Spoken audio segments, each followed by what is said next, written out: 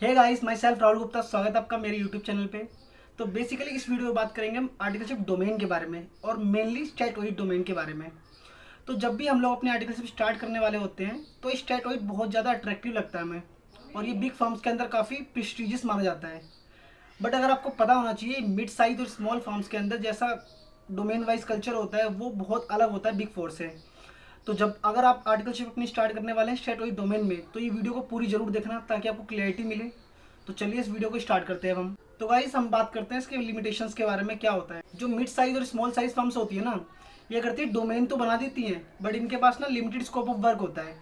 इनके पास क्लाइंट इतने बड़े नहीं होते, ठीक है, स्पेशलाइजेशन नहीं होती। तो जब हम काम करने जाते हैं ना, तो हमें कंप्लाइंस का काम देखने को मिलता है, वाउचिंग का काम देखने को मिलता है, और क्लाइंट बहुत छोटे होते हैं, बहुत बड़ी मैन्युफैक्चरिंग नहीं होती, तो हमें बहुत सारी चीज़ों को चेक करने का मौका ही नहीं मिलता।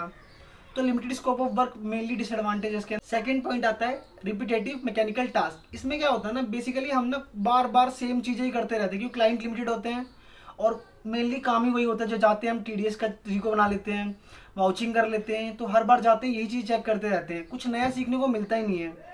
और सबसे बड़ी बात क्या होती है ना, जो ये स्मॉल और मिड साइज फर्म्स होती है ना, ये डोमेन तो बना देती है बड़ी फर्म्स को देख के। अब अगर तुम एक स्पेसिफिक डोमेन में आ गए तो तुम क्या हो, तुम सोचते हो इसमें स्पेशलाइजेशन मिलेगी, बट वहाँ पर इतने स्पेशलाइज बंदे नहीं होते आपको सिखाने के लिए। कई बार क्या होता है, स्मॉल साइज मिड साइज में तुम्हें ही असाइनमेंट दे देते हैं, तुम्हें खुद ही जाके करना पड़ता है, और वो कहते हैं खुद से सीखो। अरे तुम मतलब कैसे सीख लोगे खुद से सब कुछ। तो वही है, वही टास्क हम करते रहते हैं बार बार बार बार। हर क्वार्टर में जाते हैं तो बार बार वही चीज़ें करते रहते हैं, रिपीटेड करते रहते हैं, टीडीएस चेक करते रहते हैं, वाउचिंग करते रहते हैं, तो ये डिसएडवांटेज है। थर्ड पॉइंट पे आते हैं हम इसके, नो स्पेशलाइजेशन। अब क्या होता है ना, मिड साइज और स्मॉल साइज में मैंने देखा है कि जो लोअर मिडिल साइज फर्म्स होती है, स्मॉल साइज फर्म्स होती है ना, उनको तो डोमेन मतलब नहीं बनाना चाहिए मुझे लगता है, क्योंकि वो बना तो देती हैं, अब उसमें इतने क्वालिफाइड नहीं रखते लोग, मतलब बहुत एक्सपीरियंस लोग नहीं होते कि हाँ 10-10 15-15 साल का एक्सपीरियंस है, बहुत बड़ी फर्म से अगर उन्होंने पहले आर्टिकलशिप कर रखी, उनको पता है कि कैसा प्रोसीजर होता है, शेडोइड का कैसे चेकिंग करनी है, वो सब फॉलो ही नहीं होता। तुम्हें बस वही रिपीटेड काम देते रहते हैं, जाओ ये चेक कर लो, वो चेक कर लो, ये कर लो। तो तुम्हें मतलब अगर तुम सोचो, अगर एक स्पेसिफिक डोमेन में काम करने जा रहे हो, स्पेशलाइजेशन ही नहीं मिल रही, तो कोई फायदा नहीं है ना। इससे अच्छा तो अपनी छोटी फर्म चूज करो, इसमें मिक्स काम सीख सको। नेक्स्ट पॉइंट पे आते हैं हम इसके, क्लाइंट क्वालिटी। इसमें क्या होता है ना, जब भी छोटी फर्म्स होती हैं, मिडिल साइज स्मॉल साइज, इनके पास ना लिस्टेड और बिग क्लाइंट्स नहीं होते, तो आपको वो एक्सपोजर मिलता ही नहीं है। क्योंकि बड़ी कंपनीज में क्या होता है ना, हर तरह का डाटा होता है, तो तुम्हें हर तरह की कंप्लाइंस चेक करने का मौका मिलता है। अब मिडिल साइज में और स्मॉल में तो क्या होता है, इनके पास कोई भी वैसे क्लाइंट नहीं होते जिसपे इंडिया सप्लाई होते हैं। अब इंडिया सप्लाई में तो कभी भी तुम देख ही नहीं पाते इंडिया की कंप्लाइंस कैसे चेक करते हैं। तो सबसे बड़ी बात यह है ना, तुमने स्पेशलाइजेशन के लिए डोमेन वाइज अपनी आर्टिकलशिप चूज करी और उसके अंदर भी स्पेशलाइजेशन नहीं मिल रहा, तो बेकार है ना। अगर तुम लिस्टेड कंपनी में काम नहीं कर पाए और तुम इंडियस वाली किसी भी कंप्लाइंस को चेक नहीं कर पाए, क्योंकि तुम सीए फाइनल में हो और अभी तुम इंडियस पढ़ रहे होगे, पर तुम पढ़ रहे हो, उसको अप्लाई नहीं कर पा रहे हो, तो ये भी एक डिसएडवांटेज है। अगले पॉइंट के बारे में बात करते हैं हम, टूल्स एंड टेक्नोलॉजी। जो स्मॉल फर्म्स होती है, लोअर मिडिल फर्म्स होती है ना, उसके अंदर ना सॉफ्टवेयर यूज़ नहीं करते, वो सारा काम मैनुअल करते हैं, मैनुअल एक्सेल शीट बनाते हैं, मैनुअली सब मेंटेन करते हैं। और जो बड़ी फर्म्स होती है, बिग फोर वगैरह होते हैं, वो हर चीज़ के लिए सॉफ्टवेयर यूज़ करती हैं, बहुत सारे सॉफ्टवेयर होते हैं, एआई सॉफ्टवेयर यूज़ होते हैं ऑडिट के लिए, तो वो चीज़ें छोटी फर्म्स में नहीं मिलती देखने को। और तब भी तुम्हें फिर स्पेशलाइजेशन कैसे मिलेगा चीज़ों का, तुम सारा काम मैनुअली कर रहे हो, सब कुछ एक्सेल पे बना रहे हो, कोई सॉफ्टवेयर यूज़ नहीं कर रहे, तो ये सारा यहाँ पे नहीं होता। अगला पॉइंट है डॉक्यूमेंट एंड स्टैंडर्ड का मिसिंग होना। इसमें प्रॉपर जो स्टैंडर्ड्स हम पढ़ते हैं ना, उस हिसाब से अप्लाई ही नहीं होते, हम लोग वैसे काम ही नहीं करते जैसे ऑडिट में हम पढ़ते हैं कि ऐसे काम होना चाहिए। वो लोग मतलब बहुत क्लाइंट के साथ रिलेशनशिप बना लेती हैं, पर वो अगर हम कोई पॉइंट्स निकालते हैं तो वो डिस्कस ही नहीं करते, मैनेजर्स भी डिस्कस नहीं करते, बोल देते हैं कर लो तुम, ऐसे ही कर लो, छोड़ दो। तो बहुत चीज़ें तो मतलब अपने हिसाब से जो तुम पढ़ते हो वो सब अप्लाई ही नहीं कर पाते हो छोटी फर्म्स के अंदर।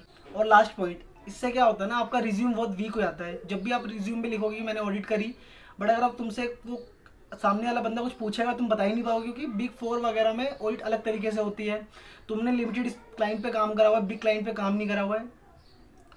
तो इस वीडियो में अब मैं सारी चीज़ों को कंक्लूड करूंगा एक चीज़ में। देखो, मैं ये कहूँगा, अगर तुम स्टेट और डोमेन में काम करना चाहते हो, अगर डोमेन स्पेसिफिक काम करना है स्टेट में, तो लिटरली अगर तुम्हें बिग फोर में जाना चाहिए, क्योंकि वहाँ पर प्रॉपर स्ट्रक्चर होता है काम करने का।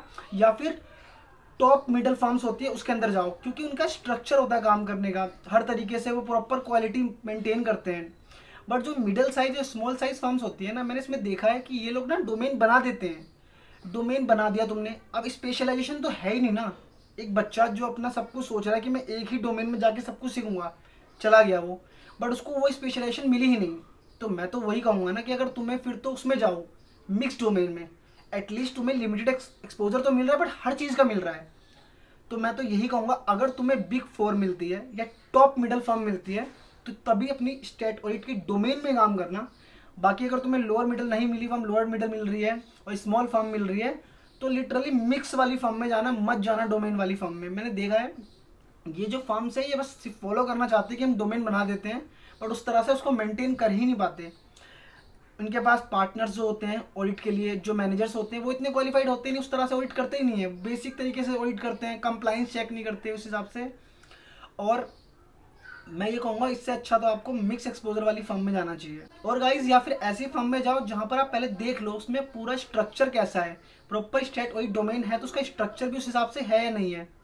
मैंने मेरे बहुत सारे दोस्तों में देखा, उन्होंने स्टेट ऑडिट की डोमेन तो चूज़ कर लिया है बट उनकी साइज मिडिल साइज फर्म थी। अब मिड साइज फर्म में क्या है, स्टेट ऑडिट डोमेन तुमने चूज़ कर ली, उनके पास क्लाइंट लिमिटेड है, ठीक है, वो ज़्यादातर अपनी सर्विस सेक्टर वाली कंपनी की ऑडिट कर रहे हैं, ठीक है। उसमें जाके क्या करते हैं, उनको ना मैन्युफैक्चरिंग ना इन्वेंट्री चेक करने का कुछ मिल रहा है, बाकी उनको खुद ही भेज देते हैं क्लाइंट प्लेस पे, खुद ही बोल देते हैं खुद ही चेक करो।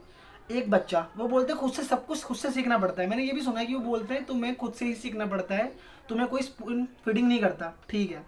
बट एक बच्चा जिसको कभी ऑडिट करा ही नहीं, अब जैसे मैं एक चीज़ चेक कर रहा हूँ, ये चीज़ मैंने ऐसे चेक करी, मेरे को तो लग रहा है ऐसे ही चेक करते यही सही है, बट क्या पता कुछ और तरीका होता उसका।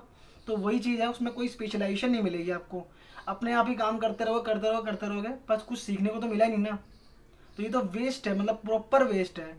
तो मैं इस वीडियो को कंक्लूड इसी चीज़ पे करता हूँ, जब भी अगर आप स्टेट ऑडिट की डोमेन में, स्पेसिफिक डोमेन में काम करने वाले हो, तो टॉप फर्म दोनों, टॉप मतलब बिग फोर्स, या फिर अपर लेवल की मिडल फर्म्स, या फिर एक ऐसी फर्म जिसमें प्रॉपर स्ट्रक्चर हो, और या फिर आपको छोटी फर्म मिल रही है, स्मॉल मिल रही है, तो मैं तो बेस्ट यही कहूँगा प्रॉपर काम करना, तो मिक्स एक्सपोजर में काम करो। फिर वो डोमेन वाइज मत करो चूज़, क्योंकि कई बार क्या होता है ना, small firm middle size firm बना देती डोमेन, वो ना रेस्ट्रिक्शन लगा देती हैं, अगर आप इस डोमेन में आ गए हो तो बाद में डोमेन स्विच नहीं कर सकते। या फिर ऐसी फर्म चूज़ कर सकते हो जहाँ पे ना डोमेन तो है बट उनकी पॉलिसी अगर तुम चाहो तो चेंज कर सकते हो डोमेन। जैसे मान लो तुमने 10 महीने काम करा स्टेट ऑडिट के डोमेन में, ठीक है, तुमने एक लिमिटेड एक्सपोजर था वहाँ पे, पर तुमने ले लिया, सीख लिया एटलीस्ट कैसे स्टॉक में क्या चीज़ें कैसे काम करती हैं। उसके बाद तुम अपना डीटी में चले गए, तुमने थोड़ी बहुत डीटी भी सीख ली लिमिटेड स्कोप के साथ, उसके बाद तुमने थोड़ा बहुत जीएसटी भी सीख लिया, और भी चीज़ें कंप्लाइंस वगैरह सब कुछ सीख लिया, तो वो चीज़ भी बेस्ट है।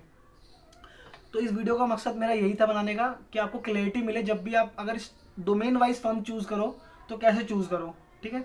अगर आपको ये वीडियो अच्छी लगी तो लाइक कर देना, कमेंट और चैनल को subscribe. Thank you so much for watching this video.